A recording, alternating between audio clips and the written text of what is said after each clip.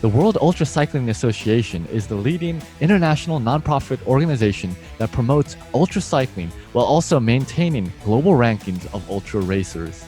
At the same time, WUCA, as it's abbreviated, sanctions events and world record attempts, anything from 100 kilometers and upwards, and that includes cross-state records and also 6, 12, and 24-hour record attempts. WUCA is also the official source for Guinness Book of World Records in ultracycling. On today's episode, we'll be chatting with WUCA's current president to learn more about WUCA's past, present, and future plans, and also to hear about the president's own record attempt coming up soon. I'm your host, Justin Tu. Let's roll.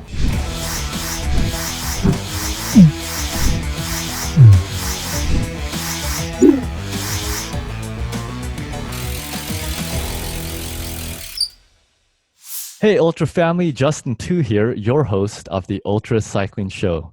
Thanks for tuning in. Today, we are privileged to have the president of the World UltraCycling Association with us for a chat. Marc Poland, thanks for joining us on the show today. Thank you very much for having me. So, Marc, there's a lot that I'd like to cover. You have a record attempt coming up on August 25th. I'd love to learn more about that. But at the same time, you've taken on the role in 2020 this year as the president of WUCA, or the World UltraCycling Association. And it would be very cool to learn more about what you guys have been up to and also a bit of the history and then where you're headed. So why don't we just start with your record attempt that's upcoming.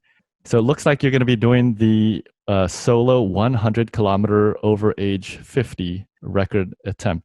Give me a bit of a context. Where will you be doing this? It looks like the Bristol Motor Speedway. Yes, as much as COVID has been a catastrophe for anybody who makes their living, any industries or people individually who make their living in mass gatherings, NASCAR and the Motor Speedway at Bristol, which is a huge multi-million, hundreds of millions of dollar facility. They went the first half of this year unable to conduct events. So, and in a normal year, I don't think there's any chance a solo bicyclist would have gotten into that facility and gotten the exclusive use of it for a whole day. Right. I would be able to do that because they just don't have a whole lot else going on. Yeah, no, that's incredible in itself. I'm sure that's going to make for some really epic photos and videos, perhaps. At the very least, it'll keep you entertained, right? Yes, me and hopefully them and anybody who can follow along. So the record attempt that you'll be doing, I suppose it will be refereed or witnessed by WUCA itself. Tell me about how that works. Okay. Well, there's this thing called Strava. And if you want a KOM or you want, something that's completely kind of the honor system, honor of yourself and your GPS, Strava's the way to go. If you want an absolute official, validated to the nth degree record, WUCA or the World UltraCycling Association is the place to do that. And the two things that go into that are, for a record of this nature, are distance and time. So the distance is certified to an accuracy of 1 in 10,000. So over 100 kilometers, we're talking about like plus or minus a meter, not something you're going to get out of your GPS. So the course, the Bristol Speedway, despite having been measured by NASCAR to the 5th decimal place, that wasn't good enough. There had to be a measurement of the exact line that I'll ride, which is obviously different than the NASCAR line. So all of that goes into I'll call it into the hopper for the certification of the distance.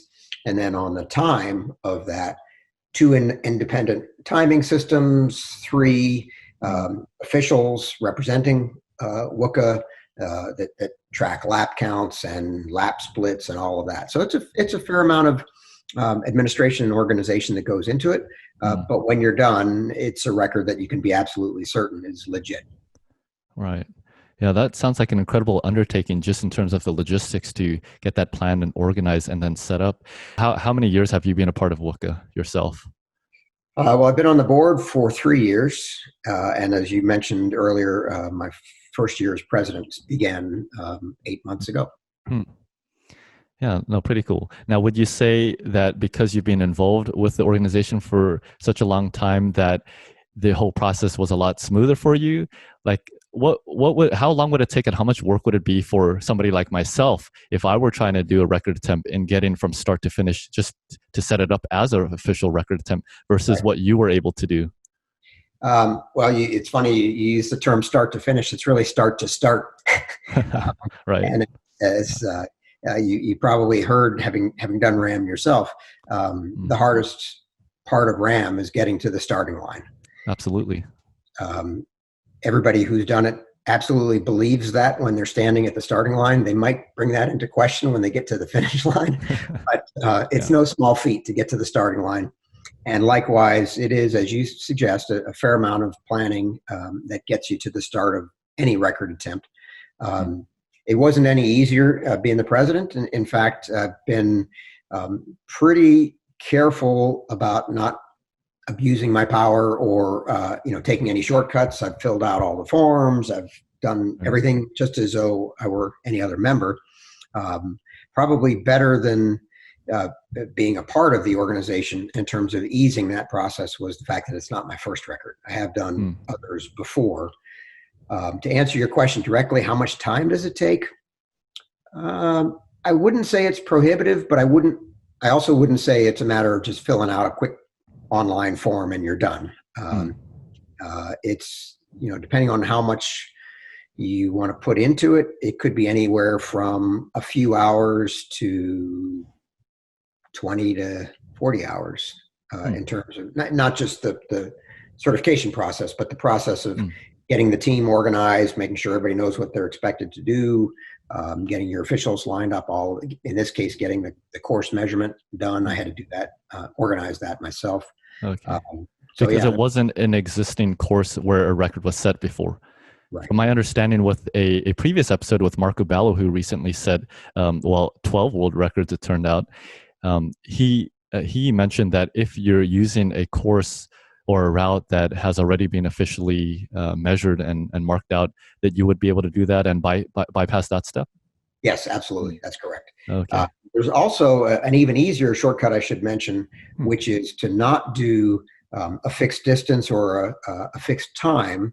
There's a whole other set of records that WUCA keeps track of, which are cross-state or cross-county, or not county, country, or circumnavigation, which is a new thing this year.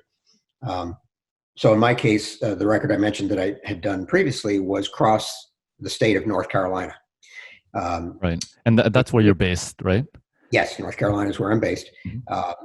And that has a logistic attraction in that I don't have to, send a team of 10 people, riders and crew, across country someplace. We go out our house and, go to one end of the state, start that morning and finish at the other end of the state.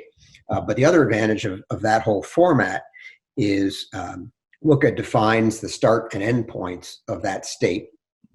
And those are defined by the first person, the first rider who goes for a cross-state record in that state.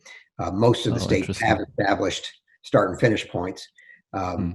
And you don't have to measure it. It doesn't matter. If you want to take the most circuitous rate possible, that's up to you. If you want to make a beeline and ride on high traffic roads sometimes, that's a trade-off you're free to make. And you don't have to measure. Okay. The only thing that gets measured is the time from start to finish. So that's an easier one to do from a planning and preparation standpoint. Very interesting. Now, I wonder, these are a lot longer distances than the typical Strava segment. So I wonder, you guys have all the data.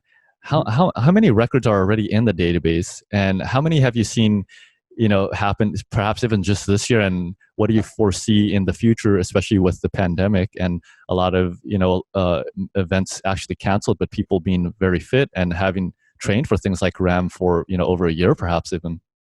Right. Well, it's hard. Well, obviously it's hard to predict the future, but what I know absolutely for sure is that the COVID and related travel restrictions has really sparked interest in records, because exactly as you say, somebody who might have been training for a 24-hour championship race or for a specific event, and so many of them, not just ran, but so many of them have been canceled. Right. You know, their fitness, their whole, you plan your whole year to peak on a day. And Exactly. if on that day, the event that you were planning on isn't there, it's almost like you're, the bride left at the altar. And Yeah. so the records having the flexibility that they do, you can do it any day of the year you want. You have to, lock in your date. You can't just wait for advantageous prevailing winds. But, if you were planning on an event on, pick a day, September 1st, just a date at random, and that event got canceled, well, you can go across your own state. So you don't have to get on an airplane to travel someplace. You don't even have to go across your state if there's a certified course or you want to create a course that's your favorite route, go for it. Cool. There's just a beauty in that flexibility that matches perfectly with this encumbrance we're all suffering from, the COVID travel restrictions. So this year has been huge. We've had so far this year 28 attempts at various records. Many of those have been multiple attempts. You mentioned Marco Ballo and his recent dozen records. Right. That's one of the 28 because I count that ride as a single entry. So if you include all of the multiples, it's certainly between 50 and 100 records that have been sought or chased this year. Wow, that's astounding. Just this year alone. So people have been really busy. Now, I know another thing that has been pretty popular through the pandemic has been Everesting. Yeah. Does that have any play within WUCA? Is that something that WUCA tracks, or any kinds of cases where you would? It is not. And it's not that it's not pertinent or fascinating. It's just we're limited in how many different things we can do. And frankly, the folks who started the Everesting craze have done a really good job. They have, in many ways, captivated the world's imagination. And it'll be interesting to see where they go with it commercially, whether they keep it as it's kind of I don't want to say bootleg, but it's kind of a informal, call it People's Choice Awards kind of thing. And that's great. I admire them greatly. I admire the challenge greatly. I've gone after it myself. It was a really fun thing to do. And I loved the fact that I didn't have to do course certifications or, 20 hours worth of administration ahead of time. I just had to submit my Strava. Now, is it a world record? Yeah. No, absolutely not. But it was a fun challenge, and they do a great job of promoting it and sharing enthusiasm for it. And they've now gotten into, as I'm sure you've seen, their own records regarding the fastest possible. And I'm not in that league, so I don't know from firsthand experience. But what I understand is that if you are a Alberto Contador or a Phil Guyman and you intend to get a record for the fastest ever, you better contact them in advance and make sure they know exactly what you're up to, because otherwise you're just another one of the herd, and you're not going to get that credit. So they're creeping into the world of records, but so far that's not us. We're distance, and in fact ultra distance, and not elevation. Okay, so very interesting. Now, how do you contrast and compare WUCA to a group like that? What is WUCA, and what does WUCA focus on?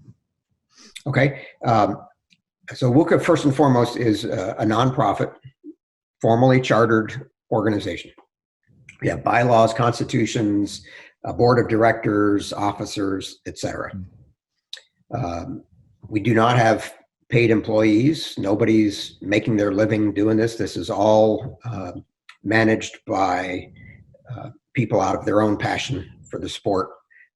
Most of the people who are making substantial contributions as volunteers, whether at the director level or on the various committees, are athletes themselves. In fact, we've talked about Marco Ballo. He's on our board of directors. Hmm. And there are every one of the people on the board of directors, at least to a first approximation, would be a name you would recognize from their involvement in the sport. So first and foremost, it's a member-operated organization, and it is structured to be a sanctioning body for the sport. And it's a very important term, sanctioning body. And people sometimes don't understand exactly what that means, but let me help. Okay. We do not organize or promote or conduct races.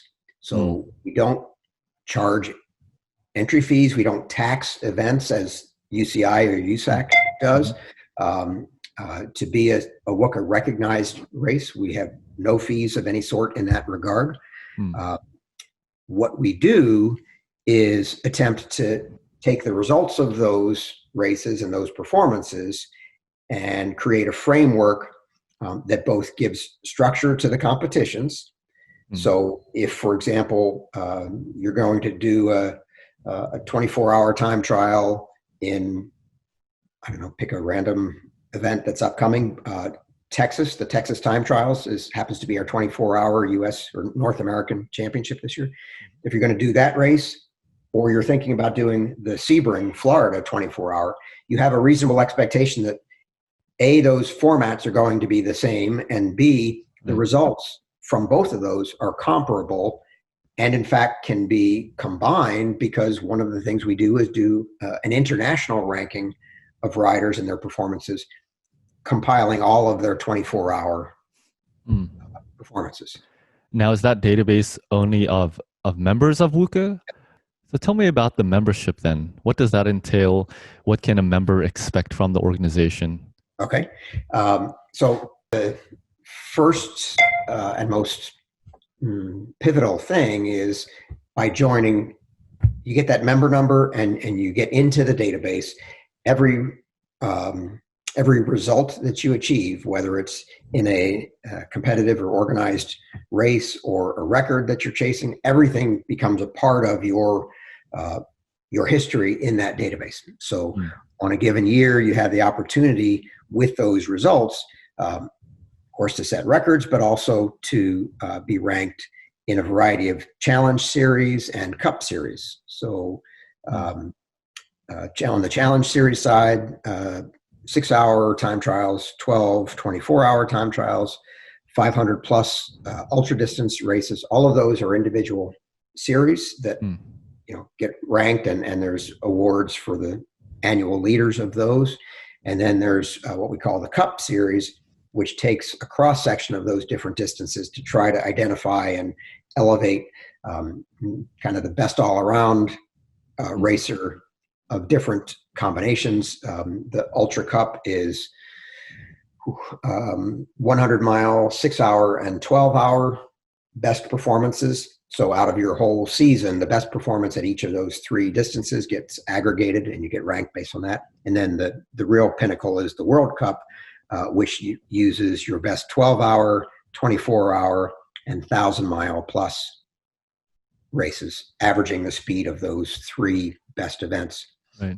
And I believe Marco, in fact, was last year's winner at that. Oh, I see.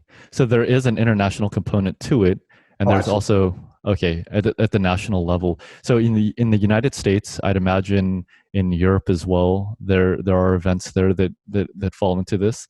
Yes. Where else in the world does WUCA collect members and interestingly, use events? There are a few events in places other than North America and Europe, though those clearly are the centers for now. But there are a few events in South America, a few events in the Middle East. And interestingly, and I don't know what sparked it other than the landscape and the size of the country, but India has become a real hotbed of activity. We have a lot of members, a lot of racers there, and it seems as though every year there's another one or two races that add themselves onto or get added onto the calendar and then stay on year after year. They're not coming and going, they're growing quickly. Right. Now, how does an event actually I mean, you have to be a member in order to get into the rankings. But how does an event actually be? How is that added to WUCA, or how does WUCA find out, that okay, our members are doing this event and we want to track this? Right. So it can happen. The identification, the initial identification, can happen one of two ways. It can be a member who's planning to do or has seen a race and is planning to do it and wants to make sure that they're going to get credit for it, in which case they would either contact the event organizer and make the suggestion, or they can contact WUCA themselves, and WUCA will reach out to the event organizer to make the suggestion. In either event, there's a first communication that happens between WUCA and the event organizer. And in that first communication, the organizer is asked to respond to not a long list, but maybe a dozen or so questions that makes sure it's a safe and legitimate event and reasonably conforms to WUCA's expectations in terms of licensing and insurance and those format kinds of things. And that's it. There's no cost to the organizer, no demands of any kind, and unless, of course, they fail on one of those questions, and then we say, well, in order to be listed on our calendar, right, you have to have whatever it is, your local Department of Transportation or your state highway patrol, whatever. There's certain government bodies that have to be bought off on the event. We don't sanction, midnight rides that have no organization. But as long as you can answer all those questions responsibly, you're in. And if your race conforms to one of the formats that are recognized in our series, and some do, some don't, you don't have to conform to one of our series to be on our calendar. But in order for for participants to be credited with, for example, a 12-hour performance, well, then it has to be a 12-hour race. But other than that, it's really just a matter of sharing the information about the events that are out there that are of interest to the ultracycling community. Okay. So with something like a double century, would that be an event that WUCA would sanction, and what category would that fall under? Well, it's interesting because the short answer is right now, there's this, as you know, coming from California, there's a huge following, a huge list of participants in this thing that seems to exist almost exclusively in California, which is the Double Century series. There isn't yet a marriage of that into WUCA, but that said, it's somewhat obvious to me that a 12-hour California-style Double Century event and a WUCA-style 12-hour time trial, they're right on top of each other. And so I've had some conversations with their leadership, and I think it's been productive. And I think we will eventually get to the point where there will be, I don't want to say we're going to take over or sit on top of their organization or vice versa. I think the organizations can both exist in parallel, but it would be great if performances at Double Centuries could be incorporated in rider rankings for a 12-hour series, for example, or for the World Cup in lieu of a 12-hour. The challenge is one challenge is the way today we rank the 12-hour series is based on miles covered in 12 hours. And if you're competitively and strategically minded, how do you optimize your mileage over 12 hours? Well, you find the flattest course you can. And that's not typically what the Double Centuries are. They're a different style of challenge. And the speed, even for the same rider, the speed is going to be lower, significantly lower perhaps, for a mountainous Double Century than it would for a 12-hour flat time trial. So haven't figured out exactly how to balance and account for that yet mathematically, but in the sense of general alignment of the objectives and the competitive interests and the performance and the true ultra nature of those events, yes, absolutely, the Double Centuries are in the realm of interest. Very interesting. So it sounds like WUCA really leans more towards tracking records and time trials, certain hours, 6 hours, 12 hours, 24 hours, so on and so forth, and certain cross-state records, things like that. Not necessarily races in the traditional sense of road racing. where perhaps if you were to compete, there was a, maybe the Western United States and then the Eastern United States, and perhaps there would culminate into some kind of national championship. Is that something in terms of the vision of WUCA? It's what I'd like to discuss briefly, a bit of understand the history of WUCA. And I know the name was different before and it has been changed. And I know that there are some fresh ideas, which I'd love to cover as well. But kind of what is the vision going forward and where has WUCA been in the past? Okay. It's easier probably to start from the past and then climb into the future. WUCA, previously UMCA, Ultramarathon Cycling Association, has been around for quite a while. I think more than 20 years, maybe approaching even close to 30 years. And it started primarily with, or in the role of event organization.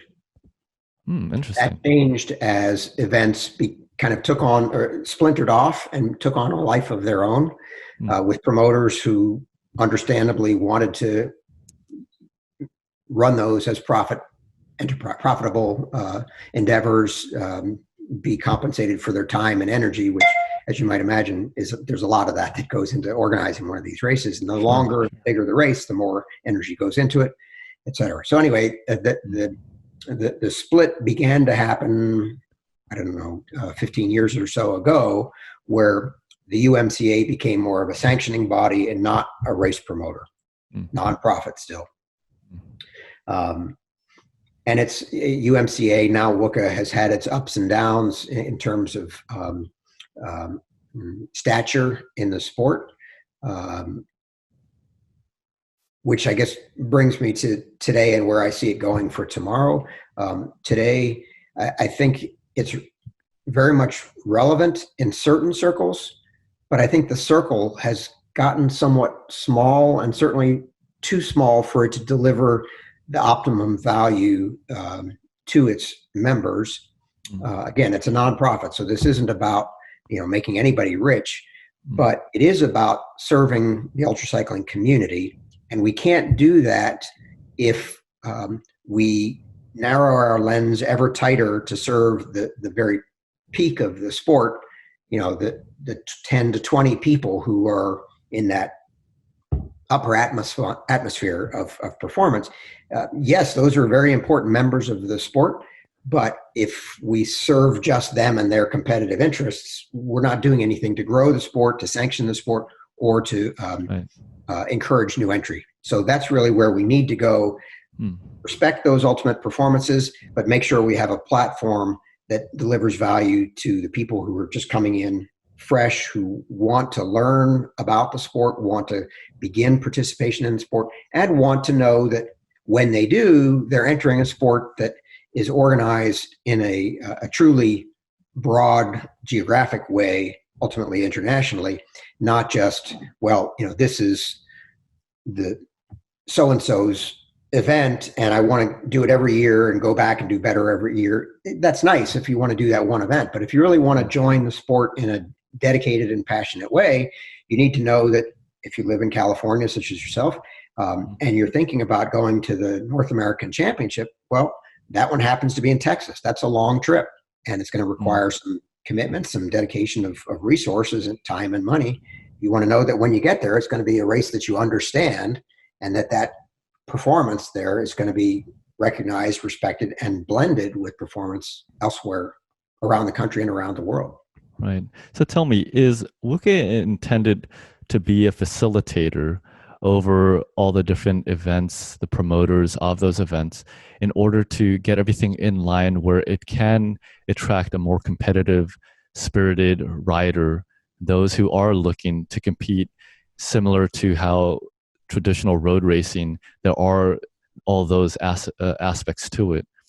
Tell me about that, and then also just in general, the different programs that WUCA does provide and the day-to-day operations, what is happening and what is being worked on, all the funding that does come in through the memberships and, whatever other means there are, what is that all earmarked for? Okay. That's a pretty broad-ranging question, but I think I can answer it with one thread that touches a couple of thoughts that I had as you were asking the question. Mm. You started off with serving the members who are competitive at the highest level. And yes, we need to do that. We need to do that by establishing a level playing field in terms of race formats, race results, and how they get balanced so that everybody knows at the beginning of the year, this year I'm going after that cup or that series. And okay, you're going to have to go to races to get there, but we are the kind of the bridge, the common currency among all the organizers of races to make that happen. So yes, we're serving the elite of the sport in that regard, but that really is not our bullseye. That's just one target. The target in its aggregate form is way, way broader than that, because we want to reach people who have never done a race before. Maybe they've never done a road race, or maybe they've, like UCI style road race, or maybe they have done that, but want to go longer and farther.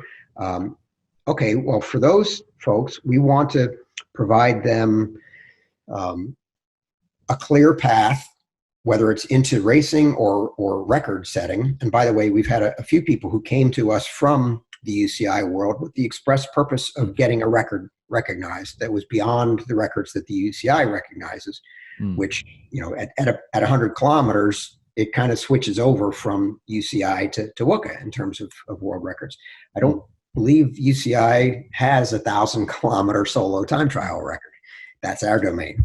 Right. So anyway, the perimeter of that area of interest, I'll call it, that target I talked about, are those who are new to the sport.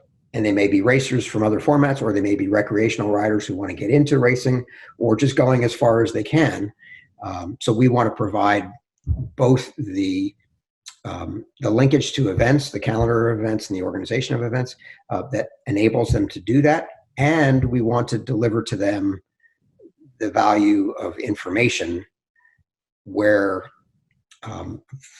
for example, and I'm a little reluctant to say this, but it is the absolute truth. Anybody in the world who's thinking about ultra distance cycling as a next frontier for themselves can send an email to president@ultracycling.com. That comes to my inbox. And in 90% of the cases, I'll answer it that day with, here's what sounds like a fit for your interests, this race, this record, this strategy. Or I might say, well, you need to talk to our member or our director, so-and-so, fill in the blank, who shares a lot of your challenges, demographics, locations, whatever it might be. We have directors, by the way, from around the world. We're not a U.S.-based, or not a U.S.-centric. We are based in the U.S. officially and legally, but we have directors in Ireland, Slovenia, Italy, etc. So we're a connection, a clearinghouse, if you will, for information about the sport, as well as a sanctioning body. So what is WUCA evolving into over the next 2 years, 3 years, 5 years?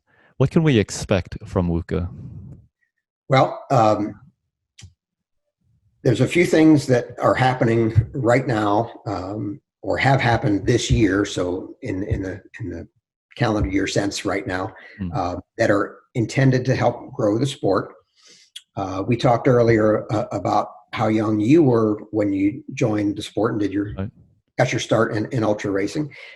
If you look at the entry list to any of the ultra distance, the multi-day events, they're typically middle-aged white guys. It's kind of disappointing. And so we've taken action to change that. This year was the first we had a youth membership plan where if you were under 25 years of race age, your membership was, we had to have some dollar transaction in there just for a database management purposes, but I think it was $10. It was almost trivial. So that's an attempt to bring more and more young people into the sport. We also put a fair amount of energy into female sponsorships to help women do their first race in the sport. So all of that is going on right now as an attempt to grow membership.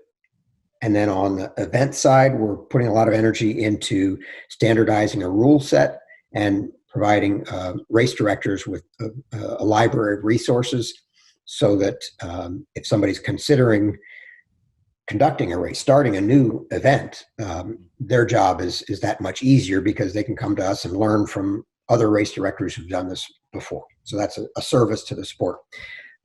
Longer term, looking out over the horizon, one of the I think recurring themes of what I've talked about is delivering value to our members in the form of experience and information about how to do the various things, whether it's records or getting yourself successfully ranked in the series, et cetera, but information about the sport. And the obvious way that information is transmitted these days is through the web. So we're about to launch on and I'm struggling for an adjective that's adequate here. I'll just say a comprehensive overhaul, a completely new website that should make it more engaging, more informative, more modern in every way, including being mobile friendly, which our current website is not. And hopefully that gets us the conduit to the international audience that is UltraCycling. There's a lot of people who are in the UltraCycling community already and probably are not getting the information that they could out of the organization because of, sorry, but arcane website and web presence. Yeah. Okay. It'll be cool to see the new website when it's launched. And you said that's coming up soon, right? Yes. We hope to have it live and the public storefront, if you will, of WUCA before the end of this year. Oh, fantastic. Cool. We'll keep our eyes peeled for that. But going back to the focus of WUCA in terms of demographic and the ultra riders or potential riders out there, what would you say if you were to attach a percentage to both a brand new ultra rider and existing ultra riders? What is the current focus? And perhaps, going forward, is that going to change? Is it like you guys focus, 60% of your energy, time, funding on reaching and promoting to new riders, or, promoting record attempts, sanctioning existing ultra events? Kind of give me some idea in terms of what the focus is. Okay. I would say I'm going to do it. I have to do it qualitatively, not quantitatively, but I'll say that we spend a majority of our resources today serving our members, which means established ultra-distance racers, in ways that they've come to expect. So that's rankings and records, fundamentally. That's kind of like when you're running a corner bodega, a market, making sure that the floor is clean and that the shelves are stocked. Right. You don't get excited about that, and you don't grow your business that way. You just make sure that that it's clean and stocked. It's kind of, to use the sports analogy, the American sports analogy, at least, blocking and tackling. You just have to get those fundamentals right, or you're not really a team. So that unfortunately consumes a fair amount of our day-to-day time, but that's not where the passion is. The passion really, and the excitement and the energy, is wondering about that person and trying to figure out how to reach that and serve that person who is an avid rider. Maybe they're a former road racer who's just had it with that world and wants, or maybe they're tremendously successful, but they want to go longer. Or maybe it's somebody who's never raced and wants to get into this format. You've seen it in the double century world. There's people who never set foot in a USAC mainstream race, but they'll go do a double century. And they're nowhere near the front group on their first one, but on that second and third one, they're trying to be in that front group. And before you know it, they're a force to be reckoned with on the double century front, but they never stopped in USAC road racing to get there. They just like going long. So, the challenge and the energy and passion within the WUCA leadership is figuring out how to reach those people and deliver them what they need to be captivated by this element or this niche of the sport. Right. Now, you did mention WUCA no longer promotes events, and in the past it has. Well, first of all, just curious, was the branch of the UMCA, was the branch that was promoting events, was that separated out into a separate organization? What actually happened there? Well, I can't give you an exact history because it's before my time. I just Mm, know that that there, at its origin, UMCA did conduct and promote events. It wasn't mm, a separate arm; it was UMCA, mm. and they ran events. Right. Okay. And then somewhere along the way, they grew out kind of this branch that said, well, let's not just run our own events, but let's try to Mm, sanction other events. And that's a very difficult thing to do, to mm, try to be both of those things.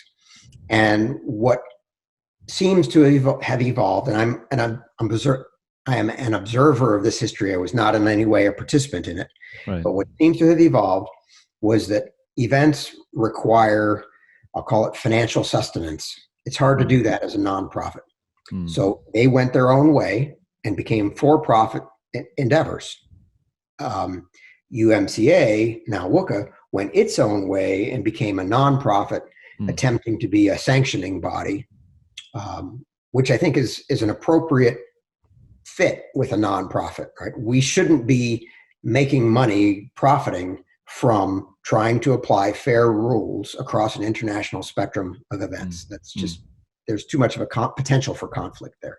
Right. Okay. So back to promoting ultra racing to a variety of people, whether, new to cycling, new to ultra cycling.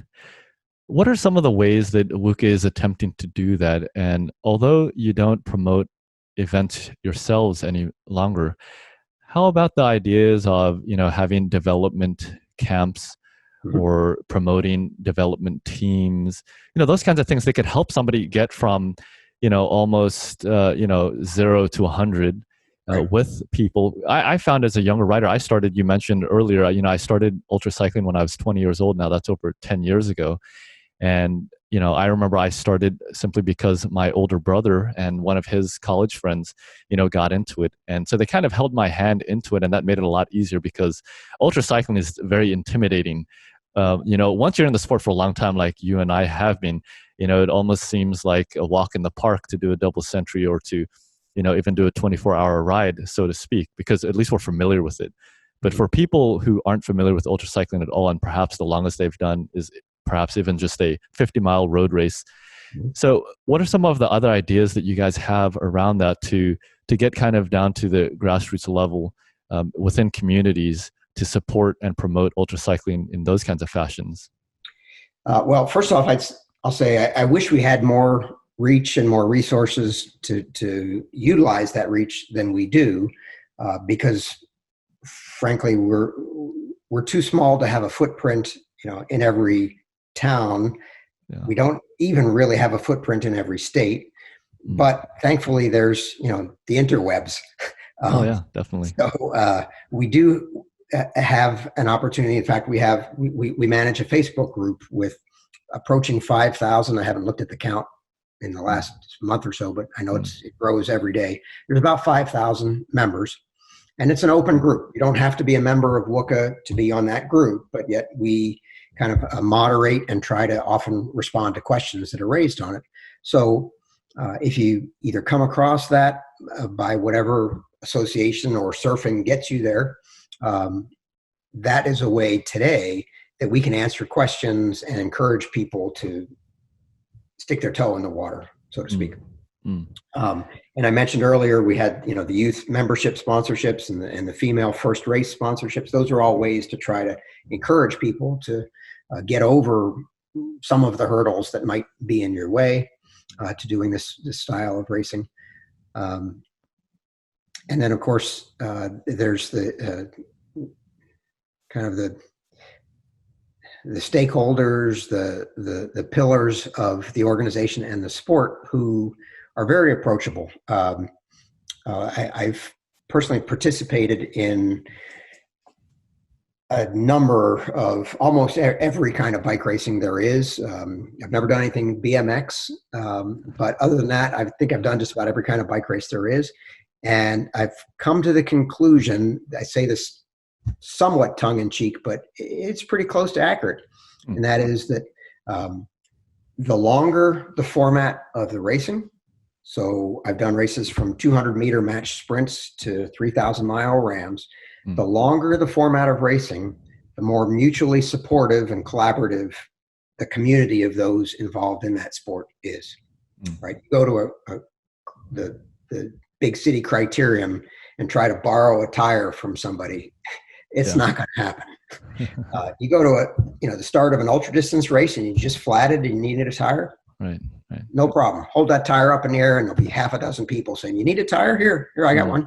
Very true. And it's the same on the information front. So if you go to that Facebook group, or you write to, I said, president@ultracycling.com or board@ultracycling.com, you'll get an answer. And I guarantee it will be an encouraging, supportive one, no matter how fundamental your question is, how early you are in your progression into the sport. Interesting. No, it's great that you guys have all that transparency and the willingness to be able to communicate and collaborate with the ultracycling community. Now, I'm wondering, for us ultra cyclists, what part do we have to play in terms of promoting the sport, and how can we partner with WUCA to advance that cause? Oh, great question. Thank you very much. And I'm excited to say that on the new website, one of the litmus tests for success there will be dynamic content. And we're trying very hard to design and code it in such a way that it's not just the webmaster or the board of directors that can put up news articles, pictures, etc., but rather every race director and even participants who are interested to do so can kind of link in their race report or blog or favorite picture from an event, so that anybody in the world who hasn't perhaps ever done an ultra race before can benefit from this perspective of a newbie, to use the term, who did their first race. We've talked a bit about, sorry to go off on a little bit of a tangent here, but we talked about attracting youth. It's funny because this year at Sebring, there was a young man. He wasn't the youngest in the race, but he was the youngest who didn't have a parent shepherding him, from 4 feet away through the entire event.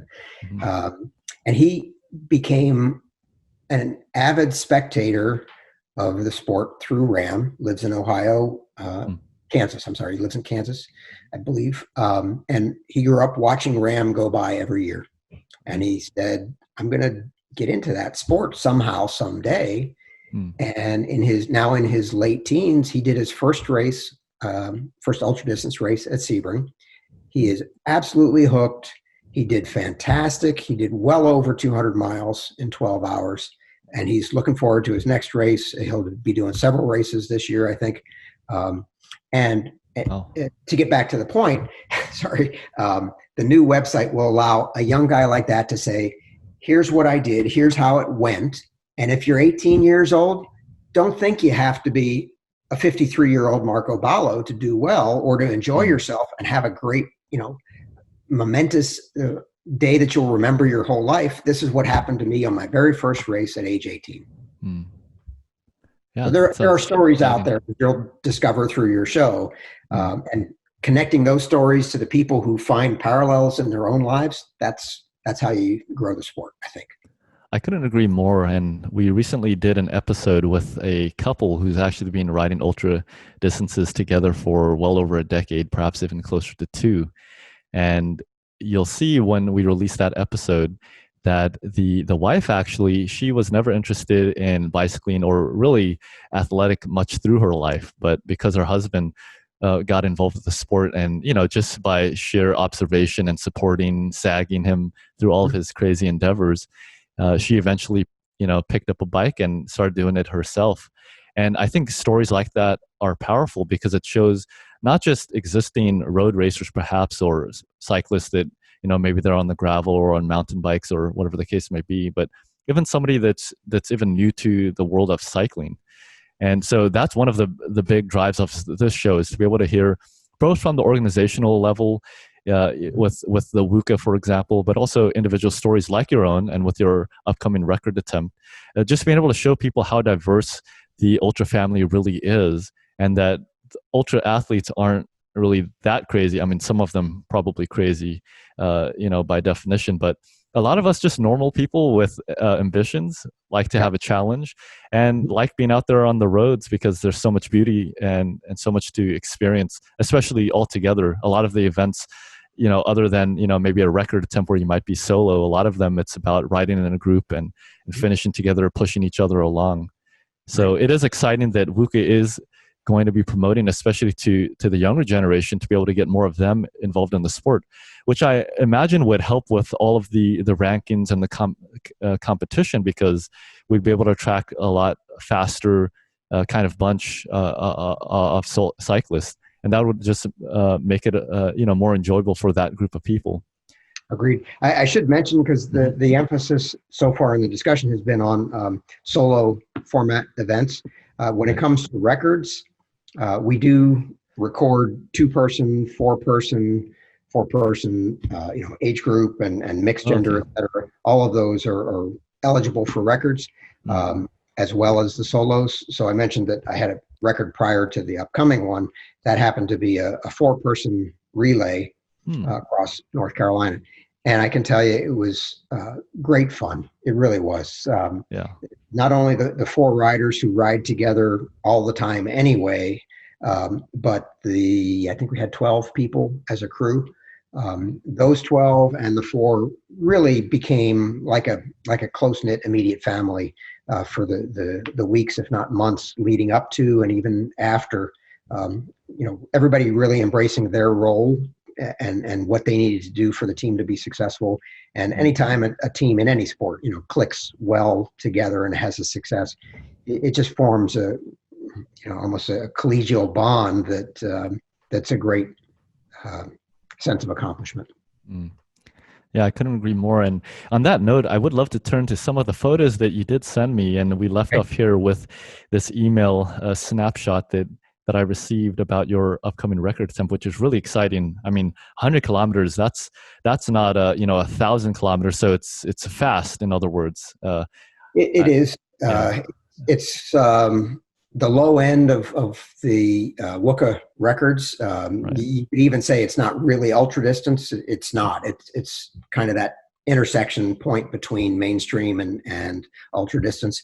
By the way, what that promo there that you're looking at says over the age of 50. I'm actually over the age of 60.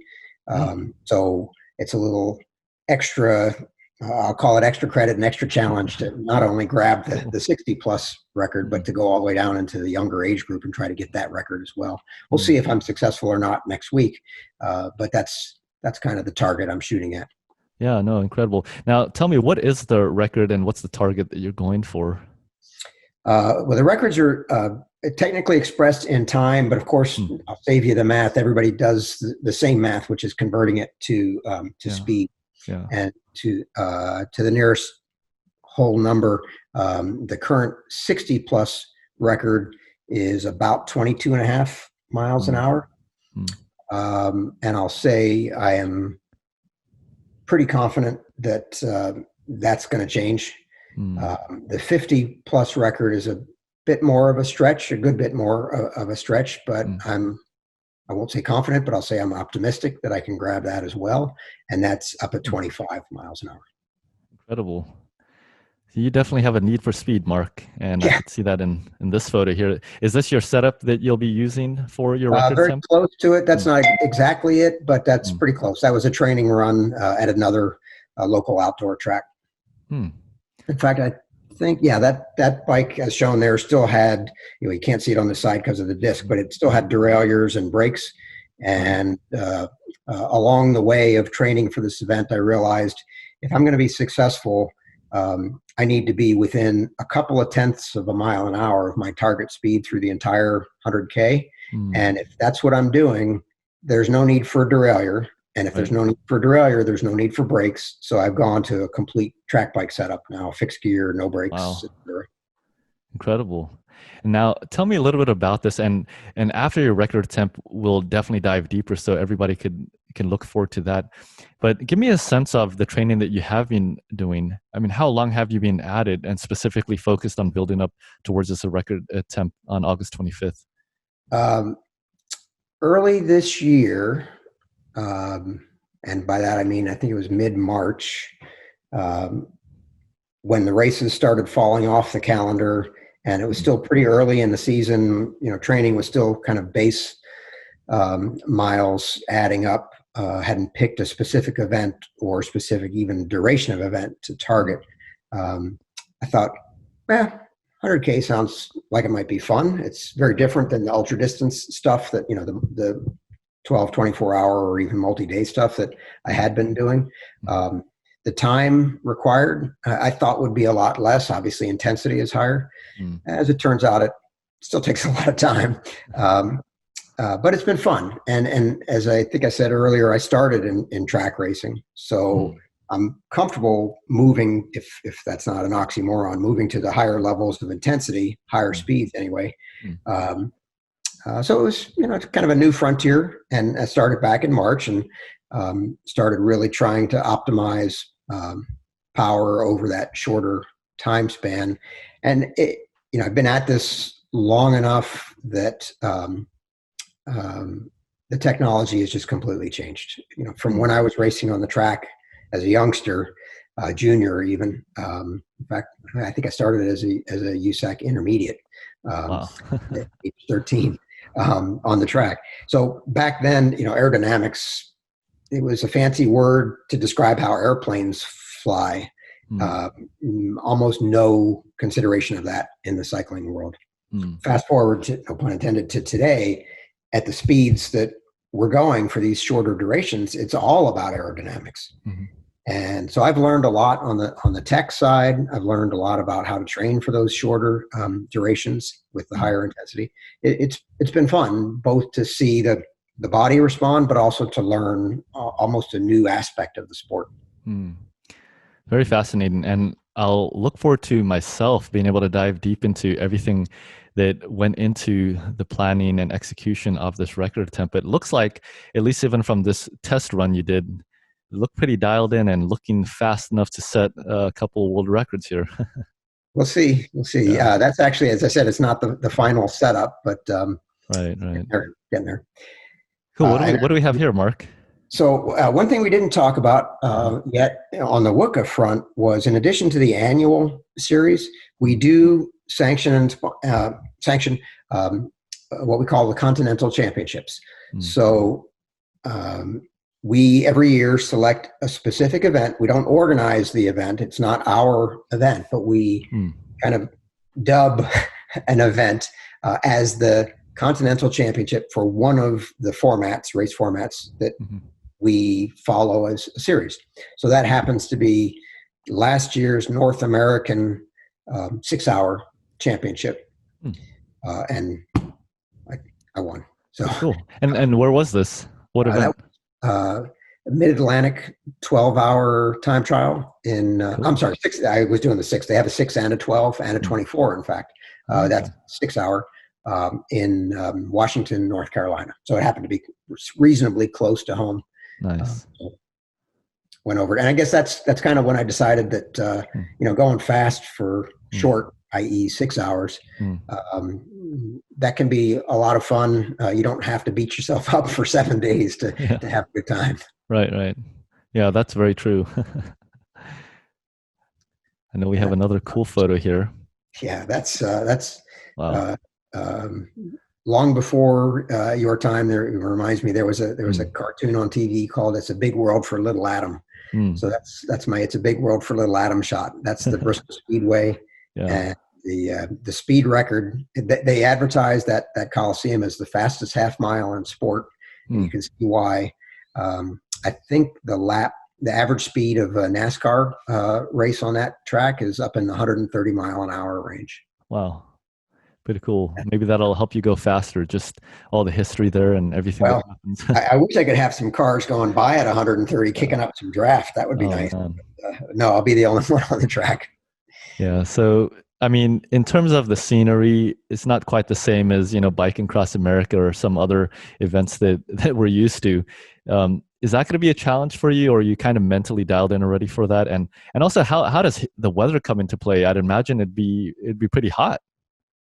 No, heat's not expected to be a problem. It should be. And in fact, I'm inside the window now, where at least the weather forecasters would like to believe they know what they're talking about. Whether or not they're right is still pretty far out.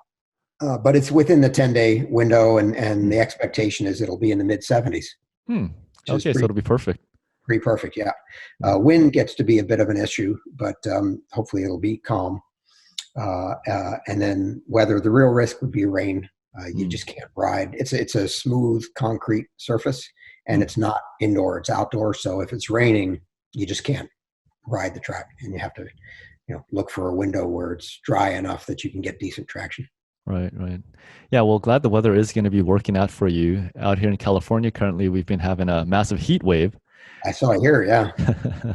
That would make it a little more difficult riding out there on the speedway if it was in those temperatures. Yep. But it sounds like the conditions should be good. Sounds like you are dialed in. You've done the training. You're prepared for it, and you have a ton of experience to be able to execute this.